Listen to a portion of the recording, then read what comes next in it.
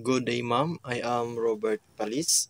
So, I am the reporter of this session. So, my topic is all about teaching scheme.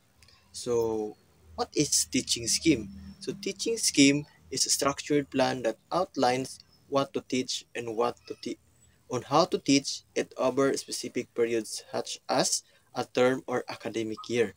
So, teaching scheme, ito yung structured plan na ginagamit ng mga guro or it is their daily plan to work na maging gabay sa kanilang pagtuturo. So, what to teach and how to teach it over specific period such as a term or academic year. So, ito yung teaching scheme na guide us during and teaching learning process. How to apply it in lesson planning? When applying a teaching scheme to a lesson planning, the process involves breaking down the scheme into manageable, actionable steps for daily, weekly lesson. So, teaching scheme, when applying in lesson planning, it involves manageable, actionable steps for daily, weekly lesson. So,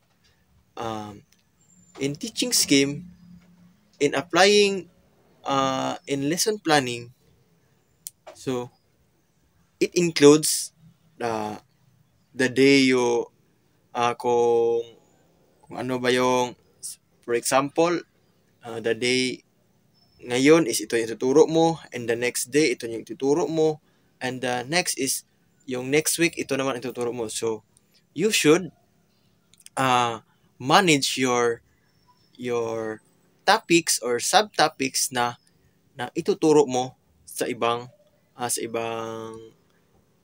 ibang day or week na process in learning. So next is how to apply teaching scheme in lesson planning. So they have 7 steps in lesson planning. So steps to apply teaching scheme to lesson planning. First is understand the teaching scheme.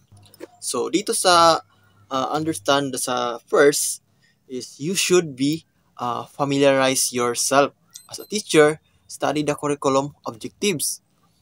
Then the outcomes and the scope outlined in the scheme. So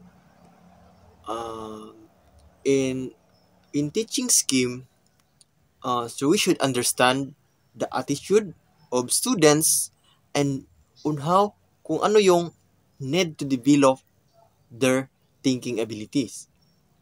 So second is create a timeline. So you should set your goal na mag-assign ka ng specific weeks or days sa inyong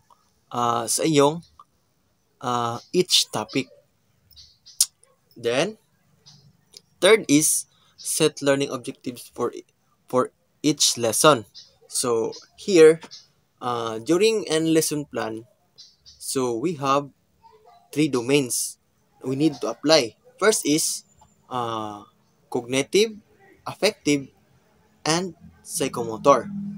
So that's domain na ma-achieve after the end of your discussion or the end ng inyong assessment na ma-achieve ng mga bata. So in set learning objectives for each lesson, so we should use SMART criteria. First is specific. So clearly ba, pag-define, then measurable. Na-measure ba ang kanilang assessment figures or progress? Then relevant. Align ba ang scheme overall goals? Then time bound. So na-achieve ba ang objective within the lesson? So ganyan. So we need to set the learning objective so that the student will be able to understand and you give and they will not retake again if they are effectively teaching. So number 4 is structure lesson plan. So we need to give on time, like student engage, hook, a question or story. You give 5 to 10 minutes. So structure lesson plan. So we need to parang bigyan mo ng time yung sa paggawa, like main activity or during your activity. So we need to give on times. For example, this activity is difficult. It's difficult, so you need to give 20 to 25 minutes. Ganyan. So you should set your time in that particular work or activity. Adapt to student needs. So we need to use different instruction, modify activities so it student abilities and interests. So um, we use alternative methods for para yung mga bata is always na ma-motivate.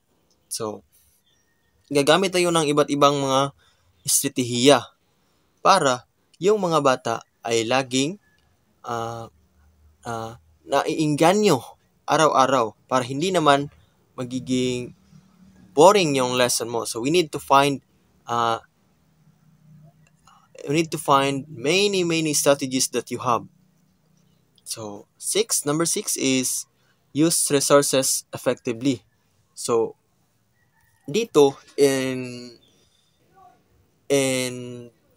lesson planning or during your teaching scheme or teaching, so di ba you are in teaching, so they have your daily lesson plan. So we use yung mga like mga recyclable materials, like visual aids na parang kaakit-akit tingnan. Like yung mga bata ay makakatch mo talaga yung attention ng mga bata. So like multimedia tools that recommended in the scheme. So di ba like you have as today in our generation, so di ba meron tayong mga teknolohiya. So maaari mo nang i-play yung mga makikita nila ng mga pictures, di ba? Nakikita nila. So ganyan. So next is monitor and reflect. So after the whole of your discussion, the whole of your lesson, we need to assess the students if what they have learned. You need to get the feedback of kung kailangan mo pa ba i-reteach yung lesson mo, yung i-reteach yung diniscuss mo or ano mo kung effectively talaga ba yung lesson, yung strategies na ginagamit mo. So dito mo malalaman na it is positive feedback ba sa mga learners or nakukuha niyo ba talaga or na-achieve mo talaga ba yung learning objectives mo. So that's all. Yun lang po. Maraming salamat.